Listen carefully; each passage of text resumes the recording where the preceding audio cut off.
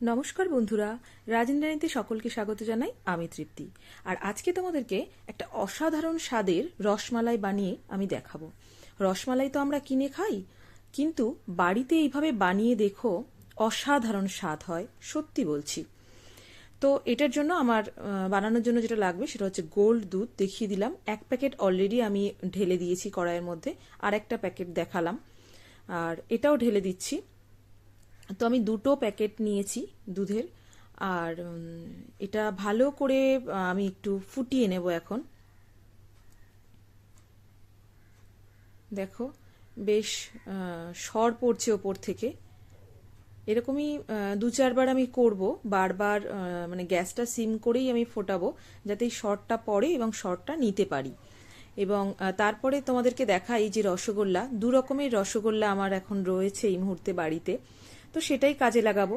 বাড়িতে এরকম তোমাদেরও বাড়িতে রসগোল্লা থাকলে এইভাবেই রসমালাই বানিয়ে ফেলো।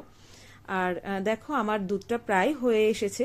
তো এই অবস্থায় আমি একটু দিয়ে দিলাম এলাচ গুঁড়ো, আর তার সাথে এই সময় আমি দিলাম ঘি। তো এটা দিয়ে এখন খুব ভালো করে নেড়ে চেড়ে নেব।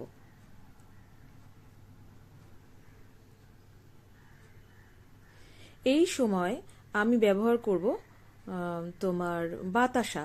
কারণ এখন তো নূতন গুড় নেই, এই অসময়ে নূতন গুড় আমার পক্ষে পাওয়া সম্ভব নয়, সেই কারণে বাতাসা ইউজ করছি। তবে বাতাসাতেও খুব ভালো স্বাদ হয়। গুড় যেহেতু এটা গুড়ের বাতাসা, সেই কারণে গুড়ের মতোই স্বাদ হয়। এবার দেখো, রসগোল্লা থেকে আমি প্রত্যেকটা রসগোল্লা থেকে খুব ভালো করে রসটা নিগড়িয়ে নিচ্ছি, কারণ একটুও রস থাকলে কিন্তু হবে না রসগোল্লার মধ্যে। তো আমি প্রত্যেকটা রসগোল্লার রস ভালো করে চেপে চেপে রসগুলো বের করে আমি দুধের মধ্যে প্রত্যেকটা রসগোল্লা এখন দিয়ে দিচ্ছি। আমার কাছে দুটো কন্টেনারে রসগোল্লা ছিল। প্রথম দিকে যে রসগোল্লাগুলো আমি দিলাম সেগুলো কিন্তু গুড়ের ছিল, আর এগুলো কিন্তু চিনির, মানে চিনির রসে ডোবানো।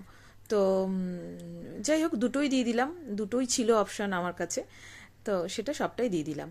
এরপর যে আগেই বলেছি যে এইরকমভাবে বানাও, এইরকমভাবে বানাও এই জন্য বললাম কারণ এর সাথে আমি কিছু বাদামও অ্যাড করব। তো দেখো, কিছু কাজু বাদাম নিয়েছি এবং এইভাবে আমি কাজু বাদামগুলোকে গুঁড়ো করে নিয়েছি। আমি কিন্তু একদম মিহি গুঁড়ো করিনি, মানে কোনো ব্লেন্ডার ইউজ করিনি।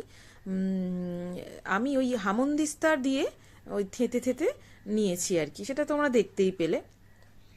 এবার আমি এইভাবেই মানে দুধের মধ্যে এগুলো সব মিশিয়ে দিলাম, দিয়ে ভালো করে ফোটাচ্ছি, এবং ফোটানোর সময় আবার একটু কি যেন বলে এলাচ গুঁড়ো দিয়ে দিলাম। ব্যাস হয়ে গেছে তৈরি। আর দু একটা রসগোল্লা এর মধ্যে আমি ভেঙেও দিয়েছি, যাতে মানে ওই যে রসটা রসমালাইয়ের, সেটা যেন একটু গাঢ় হয়, খেতে যেন একটু ভালো লাগে, সেই কারণে। তো দেখে বুঝতেই পারছো তোমরা কেমনভাবে করেছি আমি, কেমন লাগছে বলো। তো যাই হোক,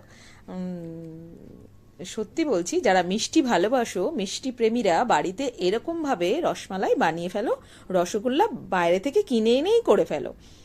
তো আজকের মতো আমি তৃপ্তি এখানেই বিদায় নেব। তোমরা আমাকে অবশ্যই জানিও আজকের এই মিষ্টি বানানোটা ঠিক কেমন লাগলো। চলো, আজকের মতো এখানেই শেষ করছি। টাটা।